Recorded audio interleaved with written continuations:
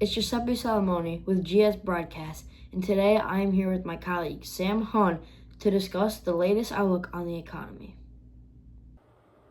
Hi Giuseppe, always a pleasure. So Sam, how is the economy doing right now in the month of September? The economy is surprisingly holding up in the face of Trump's tariffs and policies. The economy is expanding again after a dip in quarter one. The labor market is relatively stable and inflation is below its peak. However, the economy is looking very shaky, and Wells Fargo predicts a 35% chance of a recession in the next 12 months.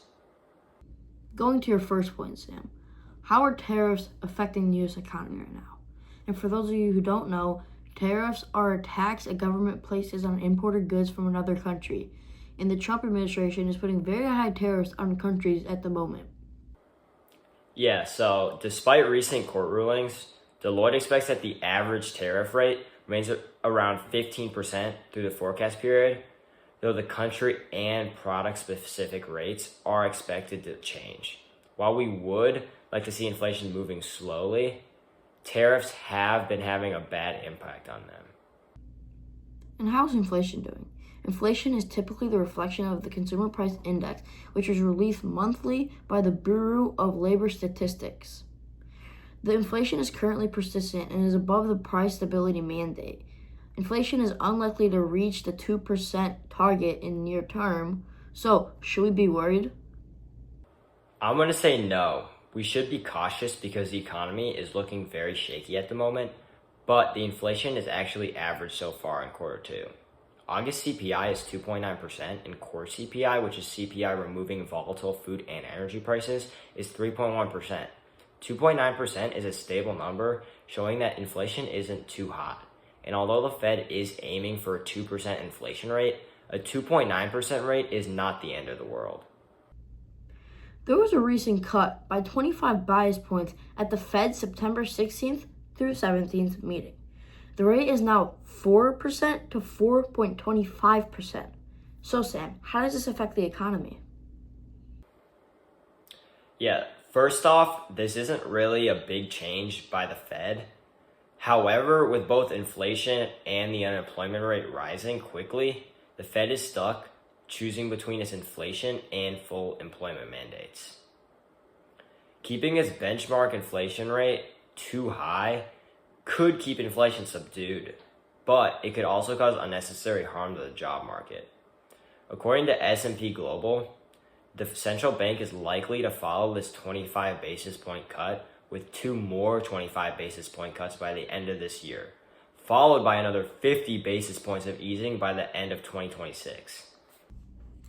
Quarter one's GDP was down a half a percentage point, but in quarter two, GDP rebounded by rising by 3%. This is a good sign that personal consumption is high and that the economy is recovering after a bit of a dip in quarter one of GDP. What are your thoughts right now on GDP, Sam? Yes, the rise in GDP in quarter two is a good sign, but there are signs that the economy is not as healthy as it seems.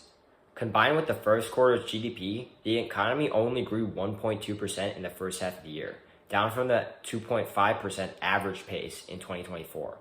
Although the rate of growth is slower than what it was in 2024, it is not disastrous or anything.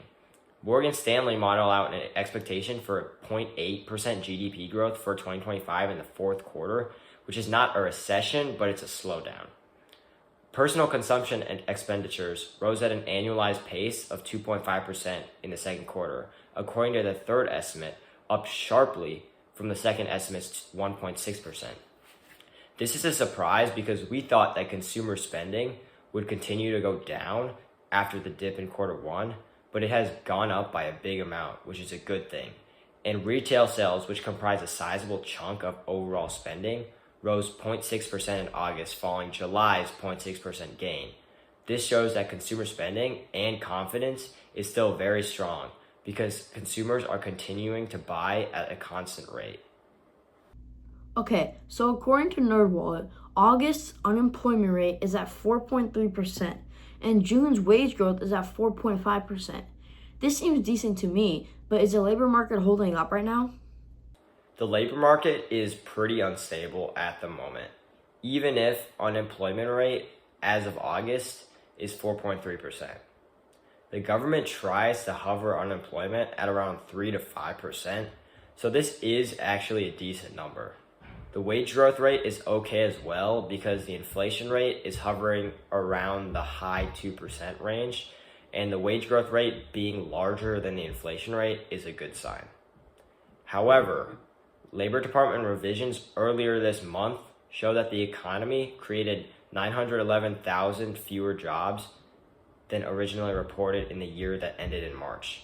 That meant that employers added an average of fewer than 71,000 new jobs a month over that period, not the first 147,000 first reported. Since March, job creation has slowed even more to an average of 53,000 a month.